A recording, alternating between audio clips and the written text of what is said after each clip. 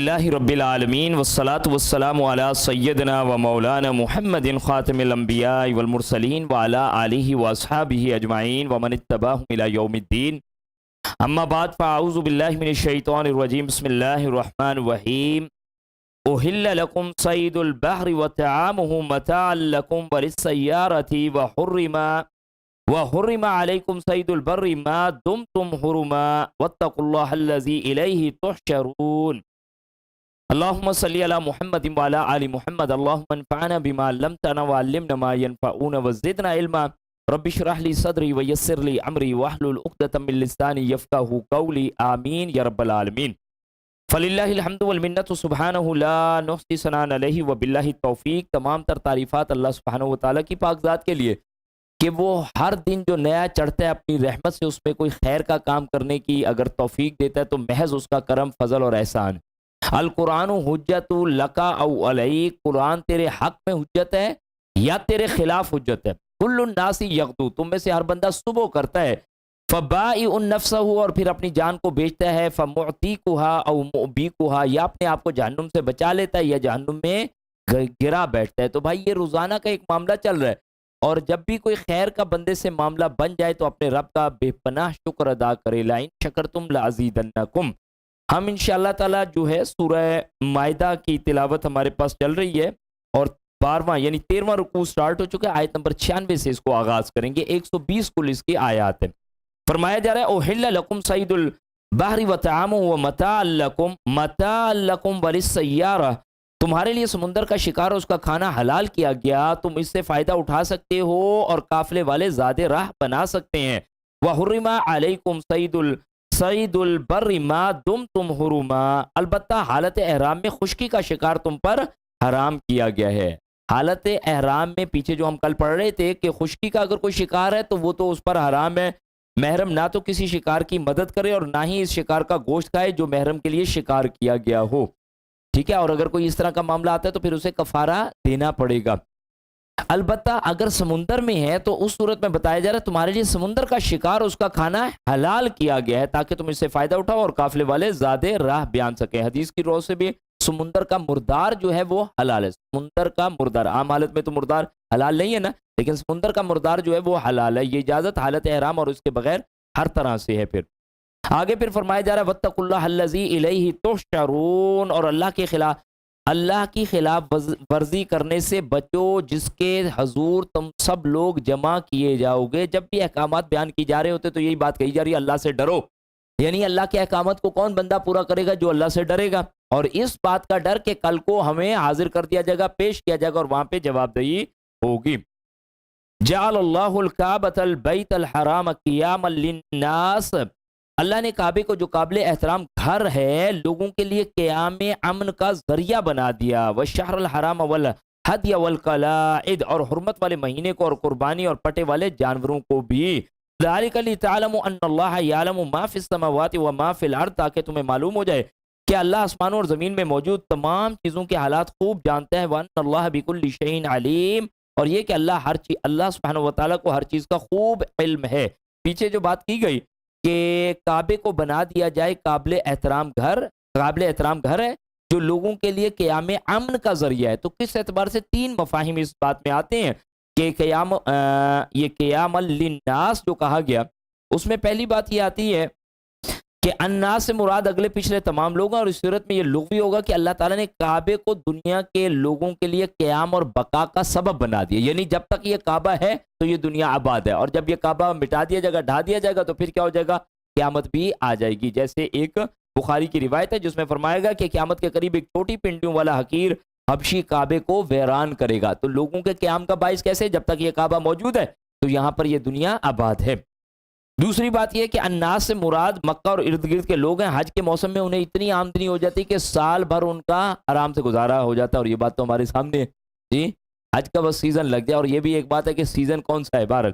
تو یہاں پر اس اعتبار سے بھی لوگوں کے قیام کا ذریعہ بنا دیا گیا، اور الناس سے مراد عرب کے لوگ ہیں جنہیں بیت اللہ کی وجہ سے امن نصیب ہوا تھا۔ یہ تیسرا مفہوم، بیت اللہ کی وجہ سے انہیں ہر طرف سے امن تھا، اس کو بھی یہ اس انداز سے بات کو لیا جا سکتا ہے۔ 3 مفاہیم اس جگہ پہ آتے ہیں۔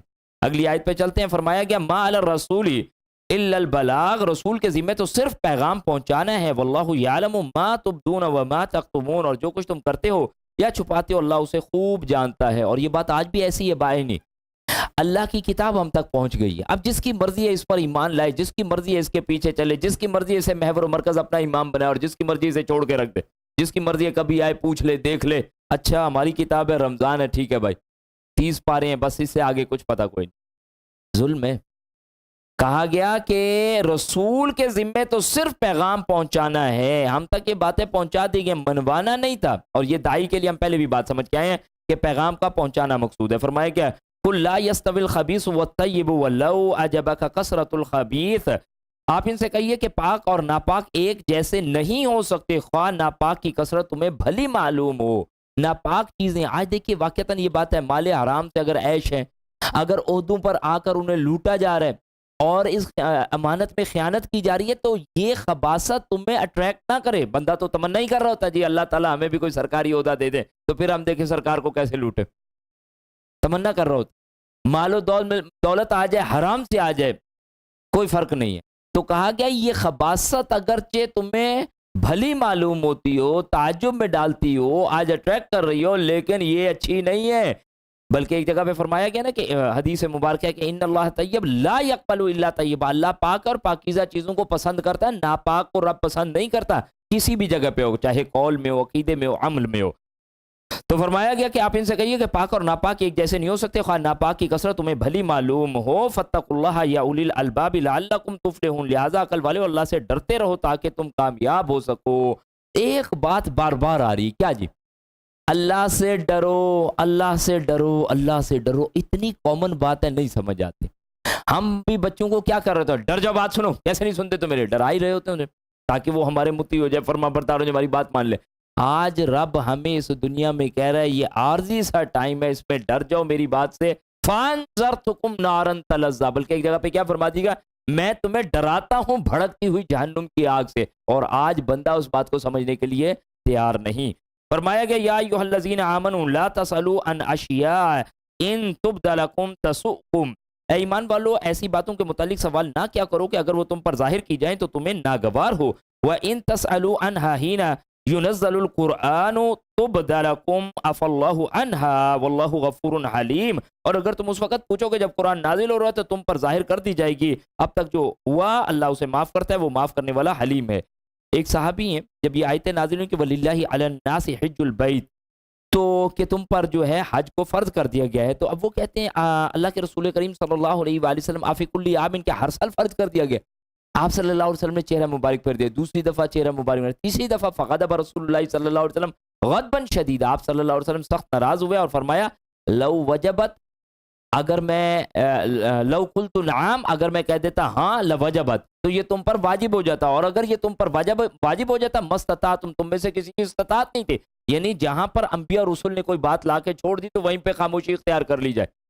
ہم وہ بھی پیچھے پڑھ کے آ چکے ہیں فَإِنَّمَا أَهْلَكَ الَّذِينَ مِن قَبْلِكُمْ كَثْرَةِ مَسَائِلٍ وَاخْتِلَافٍ عَلَىٰ أَنبِيَائِهِمْ، تم سے پہلے لوگ ہلاک کیے گئے اپنے انبیاء سے اختلاف کرنے پر اور بے تکے اور کثرت کے ساتھ سوال کرنے پر. بخاری و مسلم کی روایت ہے. تو اسی بات کو یہاں پہ بیان کیا جا رہا ہے کہ ایمان والو ایسی باتوں کے متعلق سوال نہ کیا کرو، اگر وہ تم پر ظاہر کی جائیں تو تمہیں ناگوار ہوں، اور اگر تم اس وقت پوچھو کہ جب قرآن نازل ہو رہا ہے تو وہ تم پر ظاہر کر دی جائیں گی، یعنی اس کو ہر سال لازم کر دیا جاتا. اور بتائیے زندگی میں ایک دفعہ نہیں ہوتا، ہر سال استطاعت تھی بندے کی، کیسی مطلب ہے جب قرآن کا نزول اور احکامات بن رہے ہیں اس وقت ان سوالوں کے حوالے سے بات آ رہی ہے. فرمائے گا اب تک جو وہ اللہ معاف کرتا ہے اور وہ معاف کرنے والا حلیم ہے.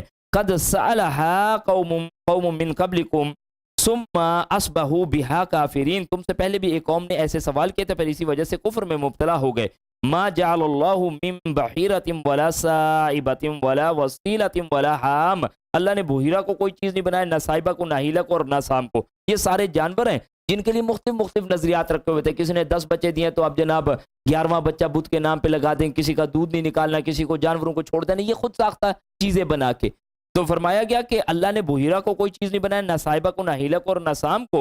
وَلَٰكِنَّ الَّذِينَ كَفَرُوا يَفْتَرُونَ عَلَى اللَّهِ الْكَذِبَ، بلکہ کافروں نے بنائے ہوئے اور یہ جھوٹی باتیں اللہ کے ذمے لگا دیتے ہیں. بلکہ یہ کافروں نے بنائے اور یہ جھوٹی باتیں بنا کر اللہ کے ذمے لگا دیں. وَأَكْثَرُهُمْ لَا يَعْقِلُونَ، اور ان میں سے اکثر بے عقل ہیں جو ان پر عمل کرتے ہیں. خود ساختہ چیزیں گھڑ لینا اور شریعت کو چھوڑ دینا. آج بھی ہمارے پاس اس طرح کی بہت ساری چیزیں ہیں. طواف بھی ہوتے ہیں اور قربانیاں بھی کی جاتی ہیں اور لٹیں بھی لگی جاتی ہیں. ساری چیزیں وہ موجود ہیں جو مشرکین کے پاس موجود تھی, اور الحمدللہ بندہ مسلمان بھی ہے. صحیح, عجیب سی ہماری توحید بچ گئی اور عجیب سا ہمارا ایمان بچ گیا. وَإِذَا قِيلَ لَهُمْ تَعَالَوْا إِلَى مَا أَنزَلَ اللَّهُ وَإِلَى الرَّسُولِ, اور جب انہیں کہا جاتا ہے کہ آؤ اس چیز کی طرف جو اللہ نے نازل کیا اور رسول کی طرف, تو کہتے ہیں قَالُوا حَسْبُنَا مَا وَجَدْنَا عَلَيْهِ آبَاءَنَا, تو کہتے ہیں کہ ہمیں تو وہی کچھ کافی ہے جس پر ہم نے اپنے آباء و اجداد کو پایا. سورہ بقرہ آیت نمبر 170 میں بھی یہی مضمون تھا. فرمایا جا رہا ہے کہ اَوَلَوْ كَانَ آبَاؤُهُمْ لَا يَعْلَمُونَ شَيْئًا وَلَا يَهْتَدُونَ, اگرچہ ان کے باپ دادا کچھ بھی نہ جانتے اور نہ ہی وہ ہدایت پر ہوں. اس کتاب اللہ کی پیروی کرنی ہے, سنت رسول صحابہ کرام رضوان اللہ اجمعین کے طرز عمل کے. ہاں, جن باتوں میں ہمارے آباء و اجداد اللہ کی کتاب اور سنت رسول پہ بسم اللہ ان کو فالو کیا جائے, پیچھے چلا جائے. لیکن جہاں پہ کانٹرڈکشن ہے کوئی کہ اللہ کی کتاب اور سنت رسول اور ہمارے والدین کی آباء و اجداد کی تعلیمات میں, تو پریورٹی کتاب اللہ کو دی جائے گی, ورنہ تو کوئی بندہ نہیں سیدھا ہوگا. وہ یہی کہے گا جی ہم نے اپنے آباء و اجداد کو یہی کرتے ہوئے دیکھا ہے. اس میں بھی ایک بڑا خطرناک مسئلہ یہ ہوتا ہے کہ ہم اس کتاب اللہ اور سنت رسول کو اتھارٹی دینے کے لیے تیاری کوئی, اسے اگر رکھا بھی ہو تو ڈوگمے کے طور پہ رکھا ہوا ہے. کتاب اللہ سنت رسول کچھ بھی کہتے رہے, برادری یہ کہتی ہے, علاقہ یہ کہتا ہے, ہمارا دل یہ کہتا, تو پھر تو ظاہر بات ہے درستی کبھی بھی نہیں آ سکتی. یا ایھا الذین آمنوا علیکم انفسکم لا یضرکم من ضل اذا اہتدیتم, اے ایمان والو تمہیں اپنی فکر کرنا لازم ہے, جب تم ہدایت پر ہوگے تو کسی دوسرے کی گمراہی تمہارا کچھ نہیں بگاڑ سکتی. الی اللہ مرجعکم جمیعا, تم سب کو اللہ ہی کی طرف پلٹنا ہے. فَيُنَبِّئُكُم بِمَا كُنتُمْ تَعْمَلُونَ, پھر وہ تمہیں بتلا دے گا جو تم کرتے تھے. جی, اس کا مطلب کیا ہوا کہ اپنی اصلاح کرنی چاہیے انسان کو, اپنی اصلاح کرنے. یہی آیا نا, یا ایھا الذین آمنوا, اے وہ لوگ جو ایمان لائے ہو, علیکم انفسکم, تم پر تمہاری اپنی جانیں ہیں, لا یضرکم من ضل اذا اہتدیتم, جب تم ہدایت پر ہوگے تو کسی کا گمراہی پر ہونا تمہیں کچھ نہیں وبال. تم اپنے آپ کو درست کرو, اپنا گھر دیکھو, دوسروں کو جو اتنا سمجھاتے پھرو صرف اپنے آپ کو درست کرو. ایسا ہی ملتا ہے باہر. ابو بکر صدیق رضی اللہ عنہ کے دور میں یہ معاملہ آیا تو آپ نے لوگوں کو روک کے کہا کہ لوگوں تم اس آیت کو غلط جگہ استعمال کر رہے ہو. جب لوگ برائی ہوتا دیکھیں اور اس برائی کو روکنے کی کوشش نہ کریں تو قریب ہے کہ اللہ ان پر عذاب بھیج دے گا. یعنی کہ نیکی کرنا اور دوسروں کو برائی سے روکنا لازم ہے. امر بالمعروف و نہی عن المنکر, یہ پیکج ہے. نیکی کا حکم دینا اور برائی سے روکنا, یہ بندہ مومن اور بحیثیت امت ہمارا فرض ہے. اس آیت کو غلط انداز سے نہ لیا جائے. یہاں پر جو بات سمجھائی جا رہی ہے وہ تو یہ کہا جا رہا ہے کہ تم لوگوں کو حق کی طرف بلاؤ, تم بلاتے رہو گے, انہیں نیکی کا حکم دیتے رہو گے, برائی سے روکتے رہو گے. اگر وہ رکیں گے تو بہت اچھا, ورنہ تمہارا کہنا اپنی جگہ مسلمہ ایک حقیقت ہے, تم اپنا اس فریضے کو ادا کرو. اب اگر وہ حق کی طرف نہیں آتے تو ان کا گمراہی پہ کھڑے ہونا تم پر کوئی وبال نہیں آئے گا. یہ نہیں کہا گیا کہ تم اس فریضے کو ترک کر دو, یہ یہاں سے ایک غلط معاملہ کشید کر لیا جاتا ہے. ورنہ امر بالمعروف والنہی عن المنکر, وہ تو قرآن مجید کی 11 مرتبہ یہ اصطلاح ایک ساتھ استعمال ہوئی ہے. فرمایا گیا کہ پھر تمہیں کل کو وہ رب بتا دے گا جو تم کرتے رہے. یہاں سے ایک اور واقعے کا معاملہ, وصیت سے متعلق احکامات آ رہے ہیں. آیت نمبر 106 سے 108, سورہ مائدہ کی کتنی آیتیں ہیں؟ 120. ماشاءاللہ ہم نے یاد کرنی ہے. ساتھ ساتھ یہ چیزیں بھی چھوٹی چھوٹی, قرآن کے ساتھ ذوق و شوق بڑے, 20 رکوع پر مشتمل مدنی سورہ مبارک ہے.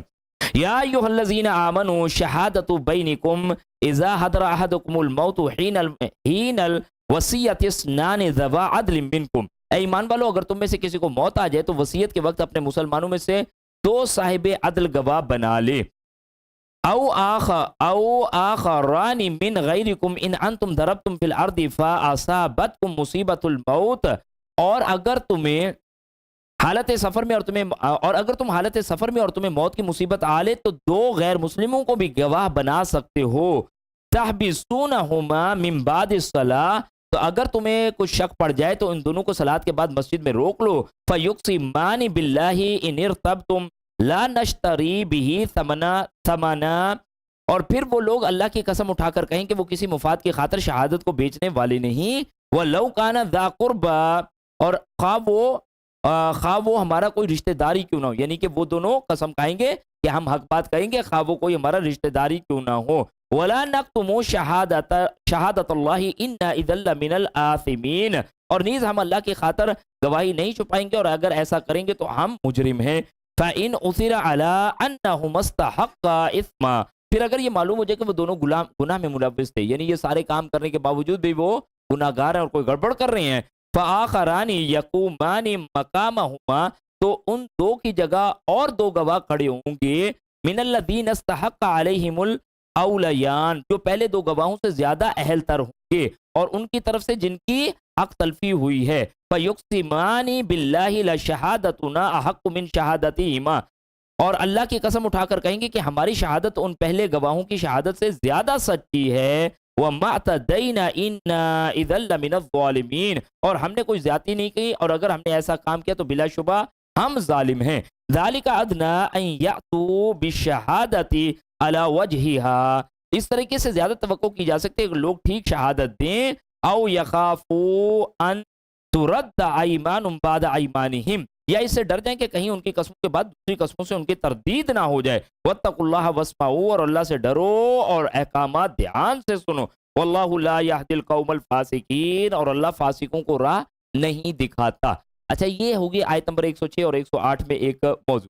اب اس کے پیچھے جو ہے ایک واقعہ ہے، اس میں ایسا تھا کہ ابن عباس رضی اللہ عنہ فرماتے ہیں بنو سہم کا ایک آدمی تمیم داری اور عدی کے ساتھ سفر پر نکلا، اور یہ سہمی ایک جگہ مر گیا جہاں کوئی مسلمان نہ تھا۔ تمیم داری اور عدی اس کا ترکہ لے کر آئے تو سہمی کے ورثاء نے اس میں ایک پیالہ نہ پایا جو کہ چاندی کا تھا، اور سونے سے اس کے اوپر نگ وغیرہ جڑے ہوئے تھے۔ رسول اکرم صلی اللہ علیہ وسلم تمیم اور عدی سے قسم کھانے کو کہا، وہ قسم کھا گئے کہ پیالہ ان کے پاس نہیں ہے۔ بالکل یہی کنڈیشن آ رہی ہے آیتوں میں، ابھی یہی بات بتائیے گا کہ جو دو بندے ہوں گے وہ قسم کھائیں گے اور بتائیں گے ان کے پاس پیالہ نہیں۔ پھر وہ پیالہ بازار مکہ میں مل گیا اور انہوں نے کہا کہ ہم نے تمیم داری اور عدی سے خریدا ہے، جو کہ قسمیں کھا کے کھڑے۔ اب سہمی کے ورثاء سے دو شخص کھڑے ہوئے اور اللہ کی قسم کھا کر گواہی دی کہ یہ پیالہ ہمارے ہی آدمی کا ہے، اور یہ کہ ہماری گواہی ان دونوں سے سچی ہے۔ یہ آیات اس سلسلے میں نازل ہوئیں تو آپ صلی اللہ علیہ وسلم نے پیالہ سہمی کے ورثاء کو دلوا دیا۔ بخاری۔ عدل کا مل جانا، ہم نے یہ صورت کس اعتبار سے پڑھ رہے تھے؟ شریعت۔ آج جو روتے پھر رہے ہیں وہ کیا ہے بھائی؟ عدل کا تصور ہی کوئی نہیں۔ 50 سال کے بعد کسی مقدمے کا فیصلہ ہوتا ہے، بتائیے اس میں بچا کیا ہوگا؟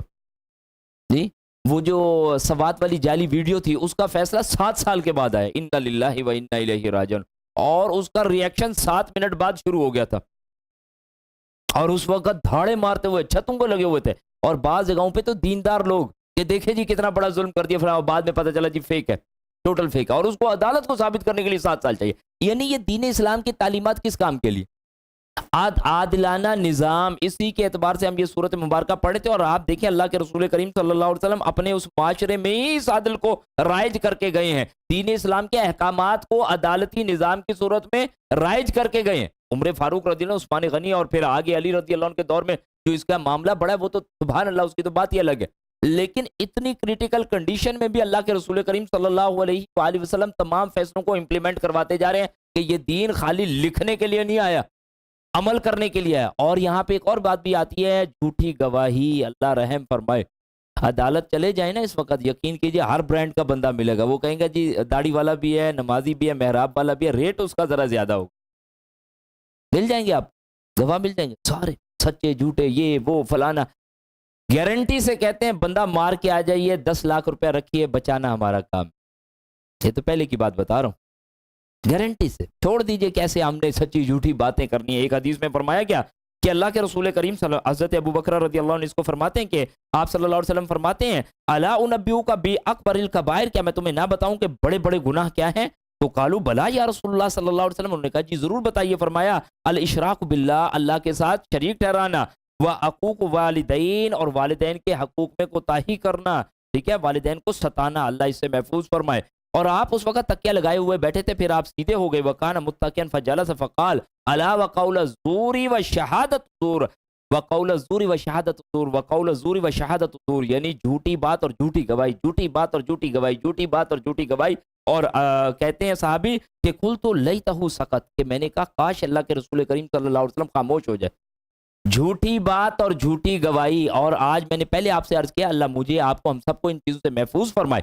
ہماری داڑھی ٹوپی نماز یہ نہیں کہتے کہ بھائی ہم اخلاقیات کے اعتبار سے بیڑا غرق کر لیں، غیبت، جھوٹ، چغلی، بدماشی، گڑبڑیں، حسد، فساد، یہ سارے اپنے دل میں رکھے مسلمان تیار بیٹھے، نہیں۔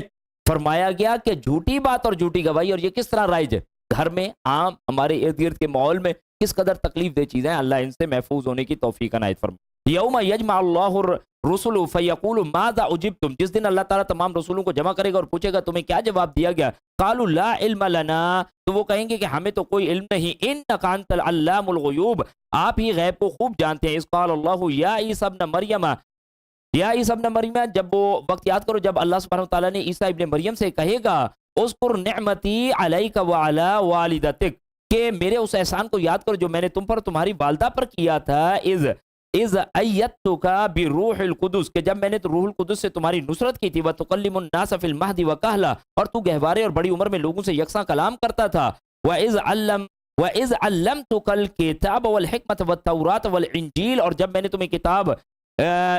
तुम्हें किताब हिकमत और तौरात और इंजील सिखाई थी। 10 साल की उम्र में आप तौरात की जो हैं इबारतें फरफर ज़बानी सुनाते थे। 10 साल की उम्र में बहुत ही ज़बरदस्त खुशनवीस भी थे, बेहतरीन हाफजा भी था, और 30 साल की उम्र में आप नबूवत से सरफराज किए गए।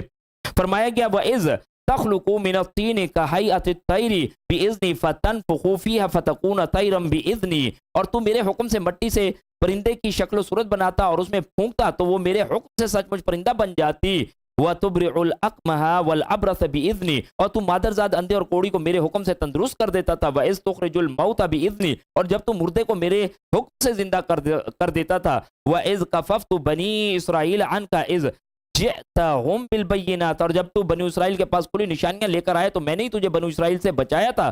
फ़क़ाल अल्लज़ीना कफ़रू मिनहुम इन हाज़ा इल्ला सिह्रुम मुबीन, उनमें से जिन लोगों ने इनकार किया था कि वो उनमें से जिन लोगों ने इनकार कर दिया था वो ये मौजूदात देकर कहने लगे इन हाज़ा इल्ला सिह्रुम मुबीन, ये तो साफ साफ जादू है। व इज़ औहैतु इलल हवारिय्यीन अन आमिनू बी व बी रसूली, मैंने हवारियों को इशारा किया, और जब मैंने हवारियों को इशारा किया कि वो मुझ पर और मेरे रसूल पर ईमान लाएं, क़ालू आमन्ना वशहद बिअन्नना मुस्लिमून, तो हज़रत ईसा अलैहिस्सलाम से कहने लगे कि हम ईमान लाते हैं। ये हवारियों की बात की जा रही है और आप गवाह रहिए कि हम मुसलमान हैं। इज़ क़ालल हवारियूना या ईसा इब्न मरियम हल यस्ततीउ रब्बुका अन युनज़्ज़िला अलैना माइदतम मिनस समा, और जब हवारियों ने ईसा इब्न मरियम से कहा कि ईसा इब्न मरियम क्या तुम्हारा रब ये कर सकता है कि आसमान से हम पर दस्तरखान जो है या ख्वान नेमत नाजिल करे। अच्छा, पीछे जो सारी बातें थी वहां पे ये उनकी अलूहियत की नफी की जा रही है कि ये सारे काम जो हम आपसे करवा रहे थे तो बिइज़्निल्लाह या बिइज़्नी मेरे हुक्म से हो रही थी, ये कोई तेरी अपनी खासियत तो नहीं थी। आगे चल के ईसा अलैहिस्सलाम खुद कह देंगे अल्लाह सुब्हानहू तआला मेरे लिए कैसे ये बात लायक हो सकती है कि मैं ये कहूँ कि मुझे और मेरी माँ की इबादत करो। यानी उन ईसाइयत की इस नफी की इस ख्याल की तरदीद की जा रही है, नफी की जा रही है कि ईसा अलैहिस्सलाम को हमने रब मानना है। तो फरमाया गया कि और जब हवारियों ने ईसा इब्न मरियम से कहा कि ईसा इब्न मरियम क्या तुम्हारा रब ये कर सकता है कि आसमान से हम पर दस्तरखान नाजिल करे। अब ये कितनी अजीब सी बात, इतनी बड़ी कायनात है और फरमाइश क्या की जा रही है, आसमान से दस्तरखान आ जाए। बस सिर्फ एक उड़ता हुआ दस्तरखान देख लें, बाकी जो है वैसे भी तो खा पी बंदा कहाँ से रहा है, रब भी तो भेज रहा है और खा रहा है, लेकिन बस वो चाह अपनी वो मतलब उसके नजदीक ये बहुत कोई बड़ी बात है। फरमाया गया क़ालतकुल्लाह इन कुन्तुम मुमिनीन, उन्होंने कहा ईसा अलैहिस्सलाम ने कि अगर तुम ईमान लाए हो तो अल्लाह से डरो और ऐसे सवाल ना करो। ये अल्लाह की पावर चेक करने वाली बात कि जी ये कर सकता है कि ये नहीं कर सकता, ये इस अंदाज में ईमान बिल गैब। फरमाया गया कालू नुरीदु अन नाकुला मिनहा व तत्मइन्ना कुलूबुना व नअलम अन कद सदक़तना व नकूना अलैहा मिनश शाहिदीन, वो कहने लगे कि हम चाहते हैं कि हम इसमें से खाएं और हमारे दिल मुत्तमईन और हमें इल्म हो जाए कि आप सच कह रहे हैं और हम इस पर गवाही दे सकें। ये मायदा इस सूरा का नाम था दस्तरखान, लेकिन इसका मतलब एक वाकया है, इसका कोई मौजू नहीं है। क़ाला ईसा इब्न मरियम अल्लाहुम्मा रब्बना अंज़िल अलैना माइदतम मिनस समा, चुनांचे ईसा अलैहिस्सलाम ने दुआ की कि अल्लाह हमारे रब हम पर आसमान से ख्वाने नेमत यानी दस्तरखान नाजिल फरमा, तकूनु लना ईदल लिअव्वलिना व आखिरना व आयतम मिन, कि जो हमारे पहलों और पिछलों सबके लिए खुशी का मौका और तेरी तरफ से ये मौजज़ा हो। वर्ज़ुक़ना व अंत खैरुर राज़िकीन, और तू सबसे बेहतर रिस्क देने वाला है। क़ालल्लाहु इन्नी मुनज़्ज़िलुहा अलैकुम, अल्लाह सुब्हानहू व तआला ने फरमाया मैं ये दस्तरखान तुम पर नाजिल करने वाला हूँ। फमन यकफुर बाद, और जिस किसी ने इसके बाद कुफ्र किया, मिनकुम तुम में से, फ़इन्नी उअज़्ज़िबुहु अज़ाबन ला उअज़्ज़िबुहु अहदम मिनल आलमीन, तो फिर मैं वो अजाब दूंगा कि अहले आलम में से किसी और को ऐसा अजाब मिला नहीं होगा अगर तुमने ये दस्तरखान खाने के बाद भी इनकार कर दिया। और मांगो मुझे जी। اب یہ قرآن مجید صحیح حدیث مبارکہ میں اس بات پہ خاموشی آ جاتی کہ اس دھمکی کے بعد انہوں نے پھر کہا کہ دسترخوان نازل کریں ہم پر. اسی لیے آپ انشاءاللہ سورہ جو الانعام ہے اس میں چل کے پڑھیں گے کہ مشرکین جب معجزوں کے مطالبے کرتے تھے اللہ سبحانہ و تعالیٰ انکار فرما دیتے تھے. کوئی نہ معجزہ دیکھ لیتے ہو ایمان کوئی نہیں لانا. پہلے ایسا کیا بنو اسرائیل نے کہ جی ہم اللہ سبحانہ آپ چلیں وہی لینے کے لیے اور ہم آپ کے ساتھ کھڑے ہوں گے, اور پھر بعد میں مکر کے کہتے ہیں نہیں, جب تک اللہ کو ہم خود نہ دیکھ لیں اپنی آنکھوں سے نہیں مانیں گے. یعنی کہ معجزہ ایک دیکھ لیا پھر اس کے بعد اگلی ڈیمانڈ, پھر اس کے بعد اگلی ڈیمانڈ. تو یہاں پر فرما دیا گیا کہ اللہ تعالیٰ نے فرمایا میں تم پر دسترخوان اتارتا ہوں, مگر اس کے بعد تم میں سے جس نے کفر کیا تو میں ایسی سزا دوں گا جیسی اہل عالم میں سے کسی کو نہیں دی. وَإِذْ قَالَ اللَّهُ يَا عِيسَى ابْنَ مَرْيَمَ أَأَنْتَ قُلْتَ لِلنَّاسِ اتَّخِذُونِي وَأُمِّي إِلَٰهَيْنِ مِن دُونِ اللَّهِ. اور جب قیامت کے دن اللہ فرمائے گا اے عیسیٰ ابن مریم, کیا تم نے لوگوں سے کہا تھا کہ اللہ کو چھوڑ کر مجھے اور میری والدہ کو الہ بنا لو؟ قَالَ سُبْحَانَكَ مَا يَكُونُ لِي أَنْ أَقُولَ مَا لَيْسَ لِي بِحَقٍّ. حضرت عیسیٰ علیہ السلام جواب دیں گے اے اللہ تو پاک ہے, میں ایسی بات کیوں کر کہہ سکتا ہوں کہ جس کا مجھے حق نہ تھا. ان كنت قلته فقد علمت. اور اگر میں نے یہ کہا ہوتا تو اللہ تیرے علم میں ہوتا. عیسیٰ علیہ السلام کی عاجزی دیکھیں اور یقین جانے یہ جو اللہ کے نیک بندے ہیں نا, یہ بھی انشاءاللہ کل کو اسی طرح گواہی دے رہے ہوں گے کہ اللہ سبحانہ وتعالیٰ ہم نے ان بدبختوں کو نہیں کہا تھا کہ ہمارے مزار بنائے اور دھمالے ڈالے اور ہمیں پوجے اور ہم سے غوث اعظم ہمیں کہیں اور ہم سے اولادیں مانگے. ہم ممکن ہے ہم خود محتاج ہیں, ہمارے پاس خود اولاد کوئی نہیں تھی, ان بدبختوں کو کہاں سے اولاد دیتے؟ اللہ تو ہے داتا آج جو ہمارے پاس کھلا ہوا اور پھر ان نیک بندوں کے ساتھ جوڑا ہوا ہے. نیک کوئی بندہ اللہ کا ہو تو وہ یہ کہے گا کہ اللہ کو چھوڑ کے تم میرے پیچھے لگ جاؤ, انا للہ و انا الیہ راجعون. ایسا ہو ہی نہیں سکتا. یا نیک بندہ اللہ کا یہ کہے گا کہ شریعت کو پامال کر دو, سماج جائز ہے بھائی, گانا بجانا سن سکتے ہیں آپ. اللہ کے بندے کیوں اپنی عاقبت بھی خراب کرتے ہیں اور وہ کسی اور بیچارے کو بھی اس گناہ کے پیچھے لگا کے ان کی بھی عاقبتیں خراب کرتے ہیں. فرمایا گیا کہ اللہ تو پاک ہے, میں ایسی بات کیوں کر کہہ سکتا ہوں کہ جس کا حق مجھے حق نہ تھا. اگر میں نے کہا ہوتا تو تیرے علم میں ہوتا. تعلم ما فی نفسی ولا اعلم ما فی نفسک. اللہ جو کچھ میرے دل میں وہ تو جانتا ہے, لیکن جو تیرے دل میں وہ میں نہیں جانتا. عیسیٰ علیہ السلام کی عاجزی دیکھیں آپ. اللہ مجھ سے اگر یہ خطا ہوئی تھی اللہ تیرے علم میں تھا, اللہ میں نے ایسا کوئی نہیں کیا, نہ میں نے انہیں کہا ہے. فرمایا گیا انک انت علام الغیوب, اور تو غیب کو خوب جاننے والا ہے. ما قلت لهم الا ما امرتنی به, حال میں نے انہیں صرف وہی کہا تھا جس کا تو نے مجھے حکم دیا تھا. ان اعبدوا اللہ ربی و ربکم, اللہ کی عبادت کرو جو میرا اور تمہارا رب ہے. وکنت علیہم شہیدا ما دمت فیہم, اور جب تک میں ان میں موجود رہا ان پر نگران رہا. فلما توفیتنی کنت انت الرقیب علیہم, اور پھر جب تو نے مجھے واپس بلا لیا تو پھر تو ہی ان پر نگران تھا. وانت علی کل شیء شہید, اور تو ساری چیزوں پر شاہد ہے. حوض کوثر پر جب امت محمدیہ صلی اللہ علیہ وسلم پہنچ رہی ہوگی, آپ صلی اللہ علیہ وسلم کچھ امتی آپ کی طرف آنے لگیں گے تو فرشتے دیوار حائل کر دیں گے. آپ صلی اللہ علیہ وسلم فرمائیں گے کہ یہ میرے امتی تھی, انہیں آنے دو, حوض کوثر سے پانی پینے. فرمایا نہیں, اللہ کے رسول کریم صلی اللہ علیہ وآلہ وسلم آپ کے علم میں نہیں کہ ان لوگوں نے آپ کے بعد آپ کے دین میں کیا کیا چیزیں گھڑ کے بھر دی ہیں. اور اس جگہ پہ بیزاری کا اعلان فرمایا, سوکن لمن غیر آبادی, دور کر دیے جائیں, دور کر دیے جائیں ایسے لوگ جنہوں نے میرے دین میں بگاڑ پیدا کیا. اللہ کا دین الیوم اکملت لکم دینکم واتممت علیکم نعمتی ورضیت لکم الاسلام دینا, یہ بات اسی سورہ مبارکہ میں ہم نے پڑھی تھی. فرمایا وانت علی کل شیء شہید, اور تو ساری چیزوں پر شاہد ہے.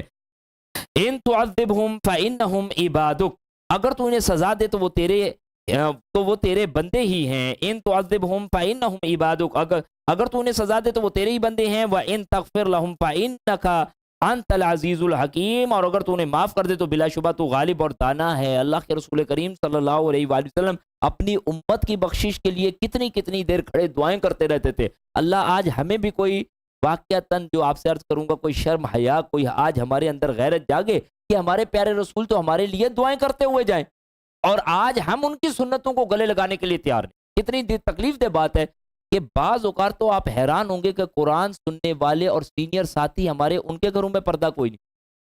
یہ سنت سے نہیں ہے کیا بی بی عائشہ کو, اما عائشہ کو اور بی بی فاطمہ الزہرا رضی اللہ عنہ کو اللہ کے رسول کریم صلی اللہ علیہ وسلم نے کر کے نہیں دکھایا؟ کیا بیٹی کی پرورش نہیں کر کے دکھائی؟ کیا گھر کا ماحول تیار کر کے نہیں دکھایا؟ کیا اپنی جان دین پر لگا کے نہیں دکھائی؟ مال و دولت کے لیے کیا آپ کے پاس پڑا ہے؟ آخری وقت میں بھی جو ہے چند ستوں کے عوض وہ جو گروی رکھ کے جو ہے معاملہ چل رہا ہے, لیکن اس وقت بھی 9 چمچم کرتی تلواریں پڑی. زندگی کا مقصد کیا تھا؟ اللہ کے دین کی سربلندی. گھر میں ایک ٹیڈی پیسہ کوئی نہیں, حالت دیکھیں آپ، اور آج ہماری زندگیوں کا مقصد کیا بنا ہوا ہے، اور ہمارے لیے دعائیں کرتے ہوئے جا رہے ہیں۔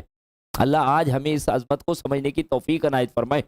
فرمایا گیا قال اللہ ھذا یوم ینفع الصادقین صدقہم، اللہ سبحانہ وتعالیٰ جواب میں فرمائے گا یہ وہ دن ہے جس میں سچے لوگوں کو ان کا سچ ہی نفع دے گا۔ قال اللہ ھذا یوم ینفع الصادقین صدقہم لہم جنات تجری من تحتها الانہار خالدین فیہا ابدا، ان کے لیے ایسے باغات ہیں جن میں نہریں جاری ہوں گی اور اس میں ہمیشہ ہمیشہ رہیں گے۔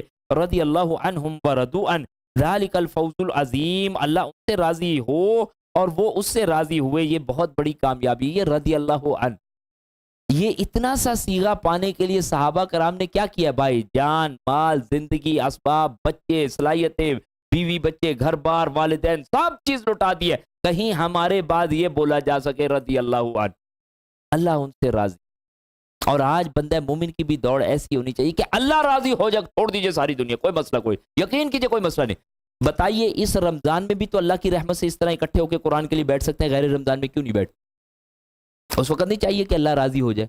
بھائی ہمیں اپنے آپ کو خود روکنا ہوگا کہ کیا چیز پریورٹی ہے اور کس چیز کو ہم نے مقدم کرنا ہے اور کس چیز کو مؤخر کرنا ہے۔ للہ ملک السماوات والارض وما فیہن، جو آسمان اور زمین میں، جو آسمانوں اور زمین میں ہے اور جو ان سب میں ہے، وما فیہن، جو آسمانوں میں، زمینوں میں اور جو ان سب میں ہے، سب اللہ ہی کی ملکیت ہے۔ وَهُوَ عَلَىٰ كُلِّ شَيْءٍ قَدِيرٌ، اور وہ ہر چیز پر خوب قدرت رکھتا ہے۔ اس بات کو یہاں پر کیوں بیان کیا جا رہا ہے؟ کون سی سورہ مبارکہ تھی کہ اللہ کے دین کے نفاذ کی جد و جہد کرو، زمین و آسمان اور جو کچھ اس کے اندر ہے سب کی ملکیت رب کے پاس ہے۔ لیکن آج وہ یہ دیکھنا چاہتا ہے کہ اہل حق کیا کرتے ہیں، اور رب کیا چاہتا ہے؟ اہل حق اور اہل باطل کی یہ مت بھیڑ ہو، یہ ٹکراؤ ہو، اور اہل حق اہل باطل کے سر پہ ضرب مارے اور ان کا بھیجا نکال کے رکھ دیں۔ اب یہ آیتیں پتہ نہیں ہمارے لوگ ان آیتوں کا کیا کرتے ہیں، سمجھ نہیں آتی۔ قرآن مجید وہ کتاب ہے جسے بس